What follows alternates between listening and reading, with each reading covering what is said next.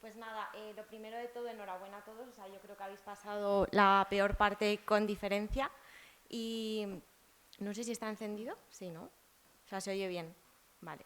Y básicamente creo que habéis pasado la peor parte y que ahora comienza pues lo mejor. Voy a hablaros de urología, que sí que es verdad, es una especialidad que a lo mejor no es muy conocida o no es que no esté bien vista, pero sí que es verdad que de estudiante pues tampoco le prestas mucha atención. Yo por lo menos tampoco no lo hice. En primer lugar, ¿cómo definiría mi especialidad en...? Esto no sé si funciona...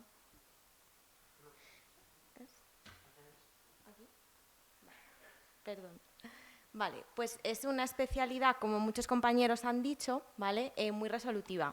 Sé que muchos en las quirúrgicas decimos que nuestra especialidad son súper resolutivas, pero es que en urología, o sea, es cierto, porque sí que es verdad que desde el punto de vista médico también se resuelven problemas, pero en urología lo vemos y suele ser de manera bastante rápida. Insistir también que es mucho más que un tacto rectal. El tacto rectal es muy importante, como todos sabemos, pero sí que es verdad que o sea, es también bastante limitado. Y más en mi caso, que tengo los dedos muy pequeños y que abarco muy poco. Entonces, pues con este tipo de cosas, la urología va muchísimo más allá.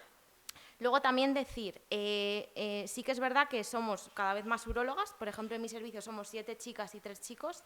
Y esto es algo que llama la atención. Sí que es verdad que desde hace ya mucho tiempo pues, la mujer en la urología pues, está cada vez más, hay muchísimas mujeres, pero los pacientes os los vais a seguir encontrando, pacientes que se sorprenden, que pues no, como que no es que no vean bien, pero sí que les llama la atención que seas mujer y que seas uróloga. Y luego también somos los que estamos siempre con las sondas.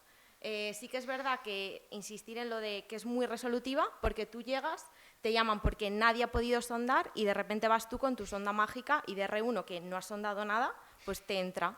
Y vamos, o sea, quedas súper bien.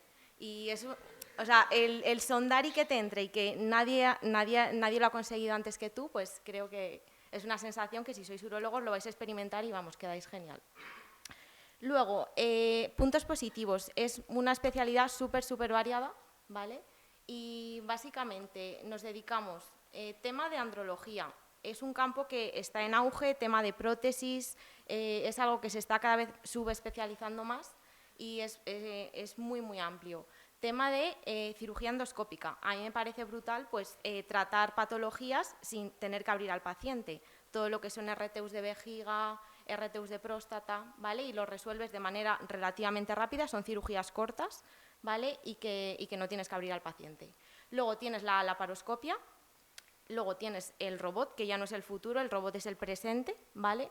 Y sí que es verdad que la laparoscopia ahora mismo es lo que está más implantado en la mayoría de los hospitales, pero que se va a ir quedando atrás y el robot va a ir cogiendo ese espacio.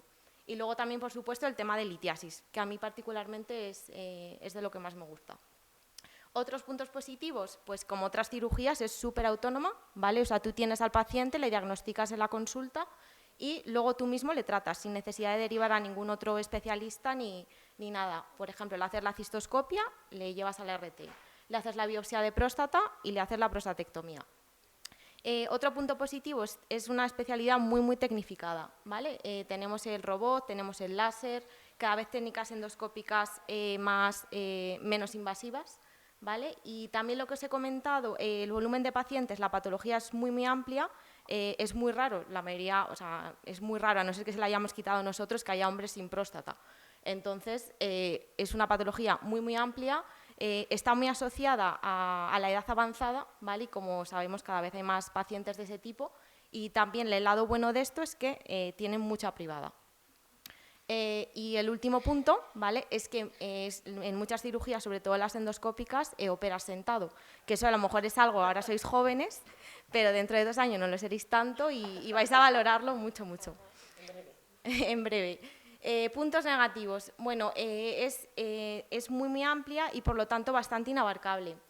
Sí que es verdad que de R1 y de R2 no te das cuenta, pero de R3 te entra como una especie de crisis existencial de querer abarcar todo, ¿vale? Y te das cuenta de que no dominas nada y te puede crear cierta frustración.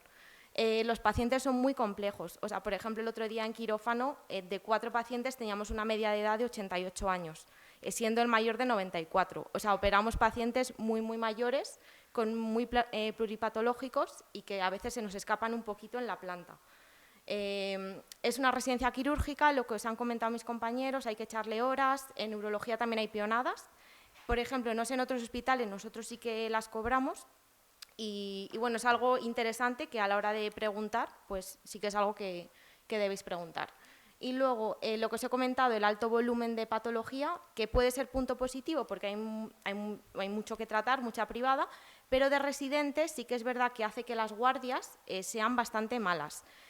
Por ejemplo, en mi hospital somos segunda llamada, pero al haber tantísima patología, pues no paras. O sea, en las guardias es rara la guardia que duermes, bueno, te levantas toda la noche y durante el día también son muy movidas. Pongo lo de guardias solo porque sí que es verdad que siempre hay un adjunto, ¿vale? Ya sea localizado o que esté presencial, pero por ejemplo en mi hospital empiezas a hacer guardias de urología cuando ya llevas solo un mes. Y al principio de R1 pues sí que te ves pues muy muy solo, no dominas nada y no tienes a un resi a tu lado que te tienes al adjunto, ¿vale? Pero en la guardia todo el volumen de patología te lo comes tú, ¿vale? Las guardias de adjuntos son muy buenas, ¿vale? Eso también decirlo. Y nada, poner una foto de mi primera guardia, que fue el día 31 de octubre de 2020, ¿vale? Que esa es mi cara, o sea, totalmente desencajada y además que era Halloween, así que yo creo que, vamos, o sea, encajaba perfectamente. Y luego, las rotaciones. De R1 y de R2 solimos rotar en cirugía general, en anestesia, nefrología y radiología. Eso durante R1. Luego de R2, esto es un poco variable, pero por ejemplo en mi hospital sueles estar o en la planta de hospitalización o también haciendo cistoscopias. De R3 es cuando ya empiezas a rotar en las unidades propias del servicio, ya sea litiasis, oncología, pues hacer la paroscopia, cirugía endoscópica. Sobre todo R3 es el año de la endoscopia, o sea, haces las RTs, ¿vale? Y ya de R4 y R5 empiezas con la laparoscopia, ayudar en las grandes cirugías. Y luego en las rotaciones las que yo destacaría de mi hospital son la cirugía pediátrica y luego una rotación externa al extranjero que se suele hacer o de R4 o de R5. ¿Puntos claves para elegir? Pues bueno, yo creo que para mí era algo fundamental, o sea, que iba a decidir si elegía o no el que se libraran las guardias. O sea, en mi hospital se libran sí o sí, o sea, 100%, nunca se ha tenido, o sea, a no ser que quieras, pero es raro, que nunca se ha tenido que quedar un residente después a cubrir algo, ¿vale? O sea, libranza de guardias 100%. Luego, el ambiente creo que también es muy importante, ¿vale? O sea, eso somos los resis del 12, somos 2 por año, ¿vale? En total somos 10.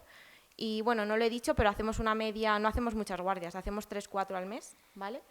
Y luego eso, el ambiente entre los compañeros creo que debe ser fundamental, ¿vale? Que todos nos llevemos bien y claro, que nos ayudemos. Y luego también un aspecto que a lo mejor yo no incidí mucho, pero creo que es importante el que cuando vayas a preguntar al hospital, el hospital tenga los objetivos de docencia delimitados, es decir, que pues, sobre todo en las quirúrgicas creo que es importante que de R3, por ejemplo, tienes que saber hacer tal y tal cosa, de R4, o sea, yo creo que eso es algo que es importante, yo me he dado cuenta a lo largo de la residencia que un hospital lo tenga bien delimitado, ¿vale? Y que se cumpla, es decir, que las cirugías sean del R3, del R4 y que así puedas ir viendo como tu curva de aprendizaje.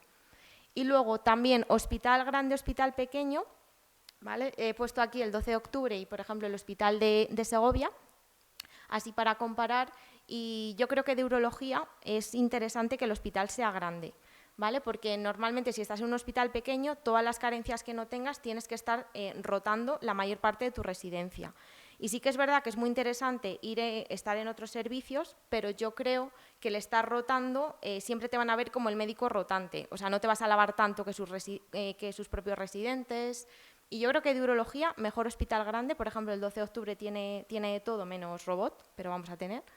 Y vamos, yo creo que hospital grande en urología. Tema de investigación también, si os interesa, también está bastante bien. El tema de congresos también que lo preguntéis. Y luego para mí también es importante el tema de ciudad, que si queréis elegir ciudad grande, ciudad pequeña.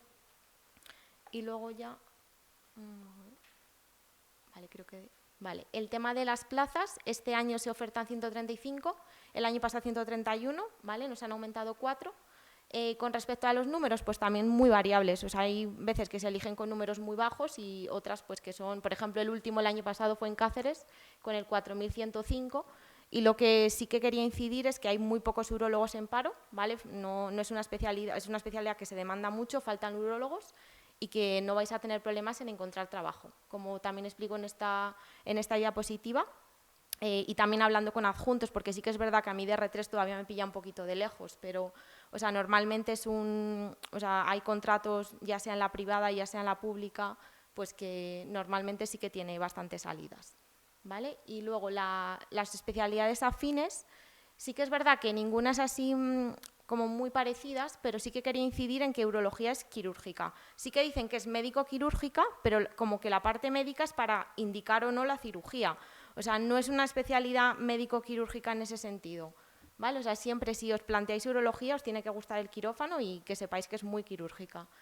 Así especialidades similares, pues puede ser cirugía general, gine también, cirugía vascular, y luego anestesia y trauma, esas las he puesto ahí porque son las que yo me planteé. O sea, yo dudé sobre todo con traumatología, estuve ahí hasta el final y al final me decanté por urología y no me arrepiento. Y vamos, básicamente eso. Y yo lo que os diría es, o sea, siempre, esto me lo dijeron a mí, pero para elegir una especialidad, o sea, tener en cuenta 4 palabras que yo diría que es conocerse a uno mismo. O sea, te tienes que conocer a ti mismo, ver en qué ambiente te desenvuelves mejor, cuáles son tus expectativas de vida, ¿vale? Y en función de eso, pues tomar la decisión, ¿vale? Y esto es todo.